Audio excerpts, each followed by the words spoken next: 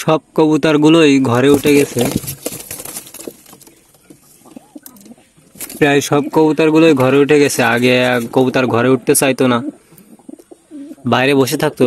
তো বাইরে বসে থাকলে কি করতে হবে সেই বিষয় নিয়ে আমি ভিডিও দিয়েছিলাম। দেখেন সব কবুতরগুলো আপনার ঘরে উঠে গেছে, কিছু কবুতর বাদে।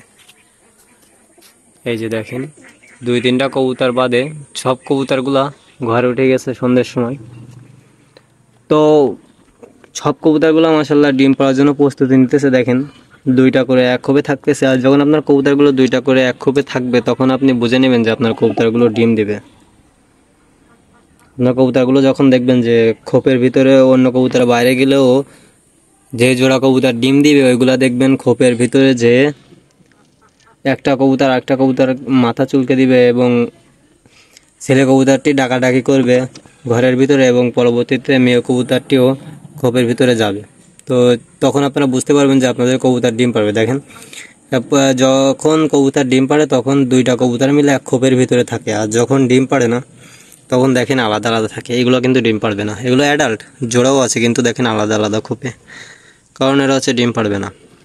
আর যেগুলো ডিম পারবে দেখেন যে কবুতরগুলো ডিম পাড়ার লক্ষণ আছে,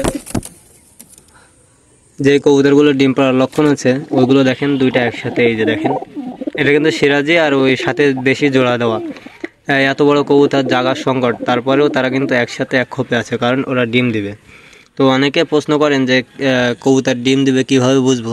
আপনারা এটা থেকে বুঝে নেবেন যখন আপনার কবুতরগুলো এক খোপের ভিতরে থাকবে এবং ডাকাডাকি করবে, ছেলে কবুতরটা খোপের ভিতরে যে মেয়ে কবুতরটা পরবর্তীতে যাবে এবং একসাথে থাকবে, তখন আপনারা বুঝে নেবেন যে আপনার কবুতর ডিম দেবে। দেখেন এইগুলোও ডিম দিবে, এইগুলোও একসাথে আছে, কিন্তু এই যে এটার জোড়া কিন্তু আছে, কিন্তু ও একা খোপের ভিতরে আছে, কারণ এদের এখনও ডিম দেওয়ার সময় হয় নাই। যখন ডিম দেওয়ার সময় হবে তখন দেখবেন এরকম একসাথে থাকবে, ডিম দেওয়ার সময় হলে একসাথে থাকবে।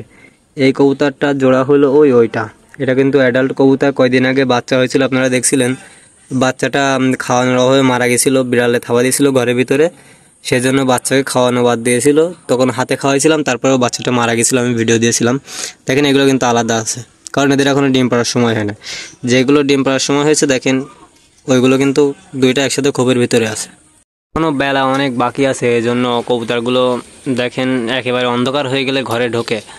তো যখন নতুন নতুন এই কবুতরগুলো আনছিলাম আপনারা দেখছেন যে এগুলো কিন্তু বাইরে ছিল, ঘরে ঢুকতে চাইতেছিল না।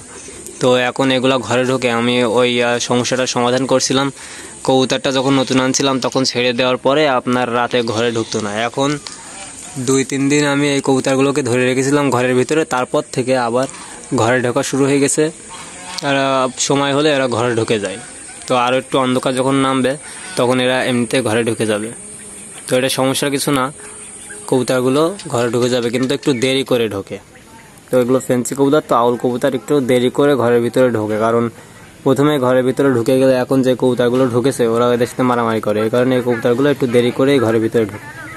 আজকে ভিডিওটি পর্যন্ত। ভিডিওটি ভালো লাগলে অবশ্যই আমাদের চ্যানেলটি সাবস্ক্রাইব করে আমাদের সাথেই থাকবেন, আর ফেসবুক প্রোফাইল থেকে দেখে থাকলে অবশ্যই আমাদের প্রোফাইলটি ফলো করে দেবেন।